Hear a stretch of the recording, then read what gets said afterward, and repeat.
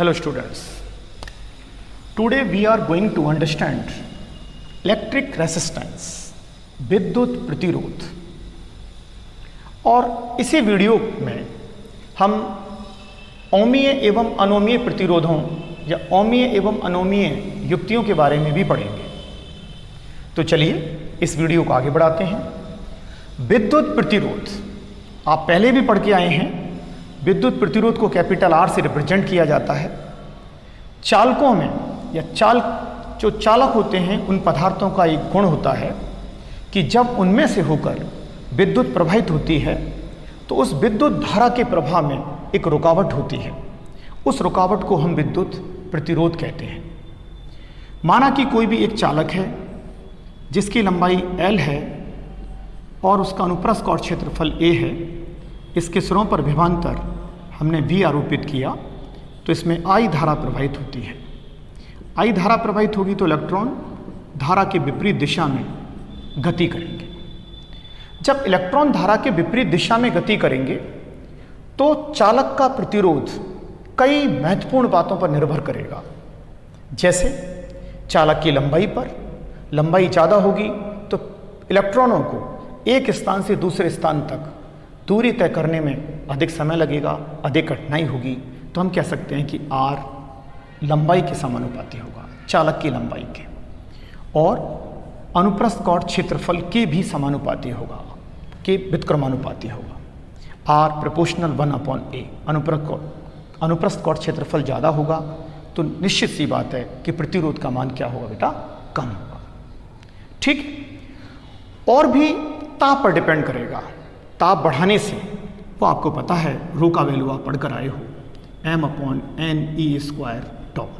अगर आप टेम्परेचर को इंक्रीज करते हैं तो टेम्परेचर जब इंक्रीज होगा तो जो इलेक्ट्रॉन्स आयनों से जो टक्कर करेंगे, ठीक है, उनकी जो टक्कर होगी वो यानी कि टेम्परेचर इंक्रीज करने से उनकी एनर्जी बढ़ जाएगी और वो टक्कर जल्दी जल्दी होगी। और उस दौरान यानी कि जो विश्रांति काल है टॉ, उसके मान में क्या आएगी, कमी आएगी, तो रो का मान बढ़ जाएगा। अर्थात अगर आप रो या आर में ग्राफ बनाते हैं तो रो बढ़ेगा तो आर भी बढ़ेगा, और किसके साथ, टेम्परेचर के साथ। तो निश्चित रूप से इस मान में क्या होगी बेटा, वृद्धि होगी। ठीक है, तो ये सारी बातें आपकी क्लियर हैं। तो ये क्लियर हो गया है अपना कि विद्युत प्रतिरोध किसी भी चालक पदार्थ का गुण है जो चालक में विद्युत धारा प्रवाह का क्या करता है, अवरोध करता है, यानी कि उसको रोकता है। ठीक है। अब हम जो प्रतिरोध है, ओम के नियम में भी हम इसके बारे में पढ़कर आए हैं कि V प्रोपोर्शनल क्या होता है, I होता है। V = IR होता है। R का जो मान है वो V और I के अनुपात के बराबर होता है। अर्थात V में और I में यदि हम ग्राफ बनाते हैं तो हमें एक सीधी सरल रेखा प्राप्त होती है। अगर मैं इसका टेंजेंट यानी कि इसकी अगर मैं ढाल लूँ, ढाल tan थीटा अगर मैं आपको लेता हूँ तो ये थीटा हो जाएगा। तो ये क्या होगा, डेल्टा V, ये क्या होगा, डेल्टा I। क्योंकि थीटा के सामने वाली भुजा क्या हो, लंब होगी, तो ये लंब हो जाएगा, और नीचे वाली क्या, आधार। तो अगर मैं tan थीटा इसका लूँगा तो tan थीटा क्या होता है, लंब बटा आधार, I/V। तो I/V को मैं लिख सकता हूँ R, 1/R। ठीक है।